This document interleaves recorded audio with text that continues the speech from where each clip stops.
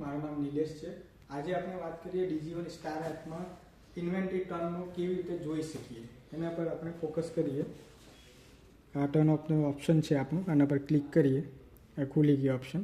આપણે જોઈ છે કે આપણે સ્ટાર્ટ થશે હમણાં આરઓએલમાં મતલબ એવું કે છે કે આ કયા મોડલ આપણા પાસે ડિસ્પ્લેમાં આપણા પાસે છે. ઓકે, આ બધું ડિસ્પ્લે તમને શો કરશે. ક્વોન્ટિટી મતલબ આપણે કેટલા મોડલ આપણા પાસે હાજરમાં છે, કસ્ટમરના કોઈને આપવાનો તો રેડી સ્ટોકમાં બી આપણા પાસે છે. આ આપણે વેરહાઉસ સ્ટોક થઈ ગયું, વેરહાઉસમાં કેટલા સ્ટોક પડેલો છે. આ આપણે આવી ગયું સીએમ સેલમાં કરંટમાં આપણે કયા મોડલ વેચે છે, કેટલી ક્વોન્ટિટી વેચે છે એ બતાવશે.